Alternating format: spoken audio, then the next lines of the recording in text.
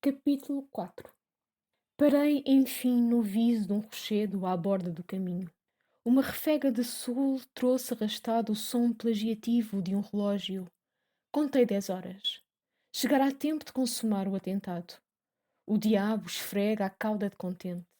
Alongara-me da cidade meia légua ao norte. Era aquele o sítio mais agreste e temeroso da montanha.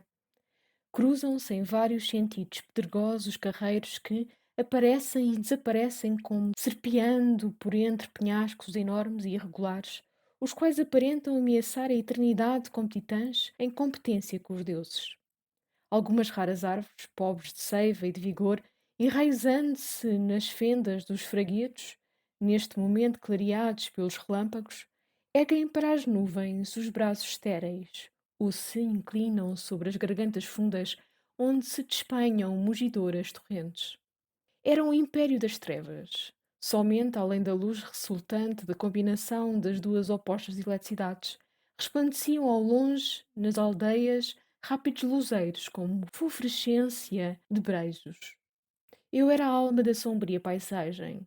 Em pé, no ponto culminante deste lugar sinistro, como que votado ao crime, com os cabelos flutuantes e postura feroz, estiava-me a certeira clavina que transluzia pela abertura do meu capote.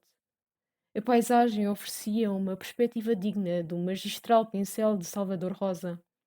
Era sombria como a ordinária inspiração do aventuroso companheiro de Masaniello. Decorreu mais de meia hora. Por cima dos fragores da borrasca ressoou então o trotar longínquo e cerrado de um cavalo. Devia ser o cavalo que Lúcio costumava arriscar nas digressões deste género. Não podia estar distante o meu intrépido e dedicado amigo. A tais deshoras, numa tal noite e em tal sítio, quem passaria senão ele? Todos dizem que facilmente nos convencemos do que desejamos. É certo. Assim me pareceu infalível o raciocínio. Sem mais reflexão, escondi-me na concavidade de um penhasco. O ruído aumentava, já se ouvia distinto.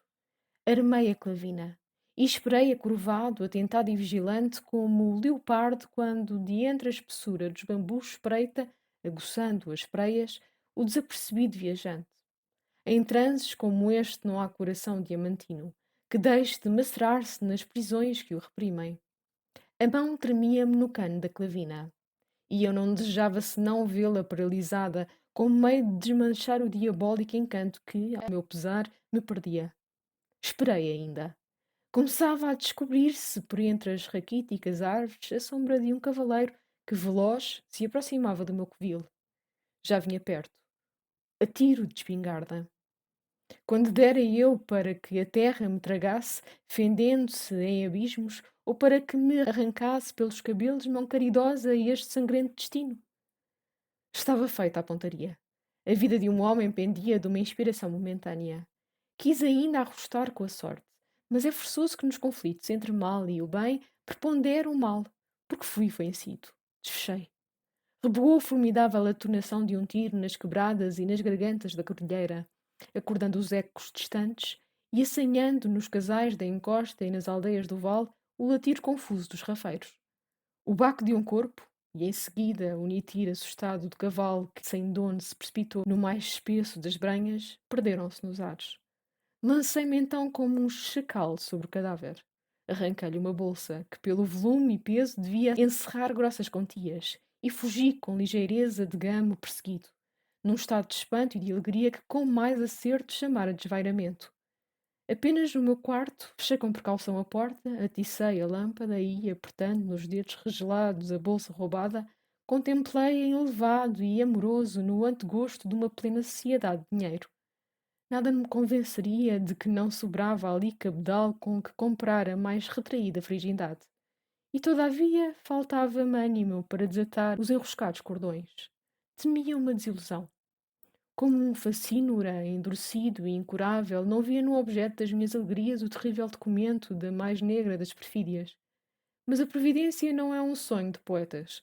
Aquele suposto talismã era já um princípio de castigo. Despedacei afinal os cordões, certo de que da bolsa saltariam ondas do brilhante metal, ídolo em cujo holocausto tanto sangue humano se derrama. pintava-me o desejo em seus exagerados coloridos, as profusas grandezas de um conto das 1001 noites. Sôfrego mergulha a mão na bolsa como um galã venturoso no perfume sei da amante. Mas como se me picara um escorpião, retiro-a apressado e convulso. Cobriu-se o tapete de informes moedas de cobre, mescladas com outras de prata, raras e de pouca valia. À semelhança dos encantados tesouros que medram nas lendas maravilhosas do povo, os quais, enquanto o diabo esfrega um olho, se reduzem a carvão pela influência de invisíveis espíritos, transmutaram-se em Cobreville as minhas almejadas riquezas. Não soube aparar o golpe.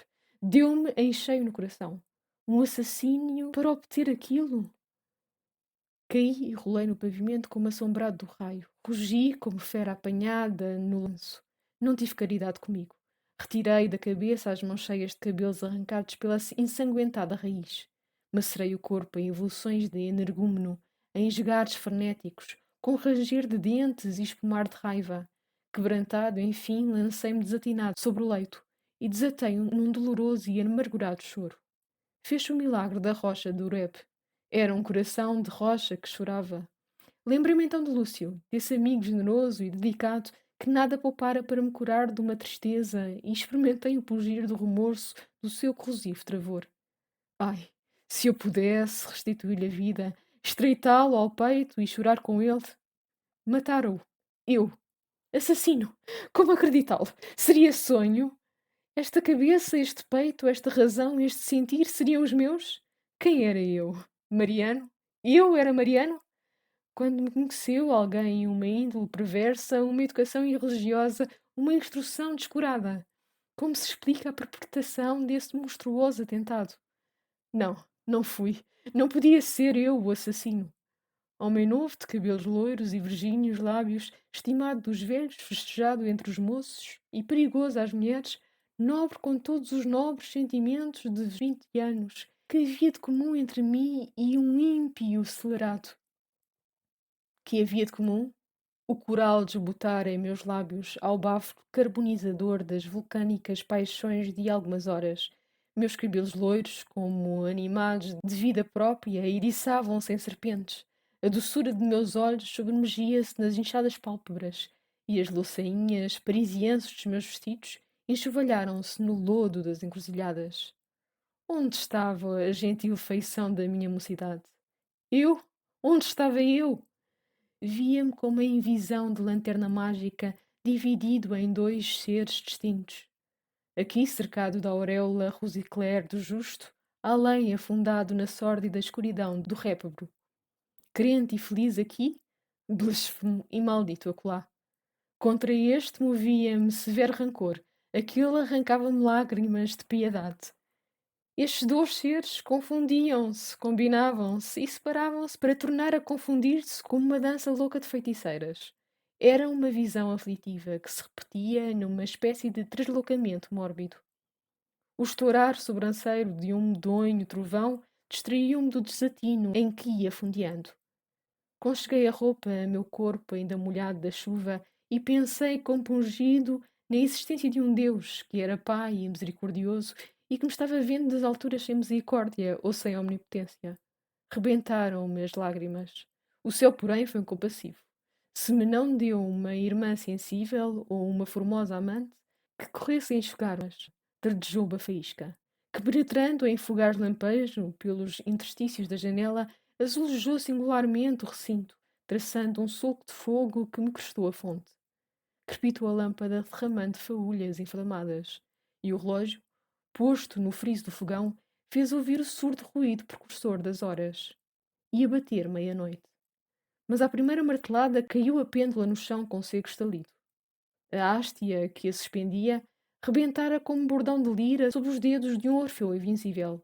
Acocorei-me atônito no leito, e começaram os objetos a ganhar todas as formas e proporções que lhes dava a minha veemente turbação. Ora cresciam, ora diminuíam de volume, torneavam-se em estátuas, achatavam-se em sarcófagos, erguiam-se em pirâmides, fundiam-se em epitáfios, amontoavam-se em ossadas. O meu estreito quarto dava o fúnebre aspecto de uma vasta cripta angulosa e negra, cheia dos segredos de muitas gerações. Recrudescia a extravagância visionária quando rápido soam 3 pancadas na porta. Limpei o suor, bendizendo o socorro, qualquer que fosse, que tanto a propósito chegava. Sem necessidade de deixar o meu lugar, tirei dos cordões de seda que prendiam a aldrava e a porta abriu-se. Escuridão. Os lustrosos alisados da porta constituíam como que uma grande moldura. Era uma moldura vazia, sem painel, mas não o foi muito tempo. Breve se desenharam naquele fundo negro as formas fatídicas de um homem pálido e silencioso como o herói de uma balada. Reconheci-o e pus-me em pé num movimento inexprimível assombro. Lúcio! Grito, estendendo as mãos em ação de repelir o fantasma. Depois fiquei petrificado, como se tivera dado de frente com a horrenda cabeça de Medusa.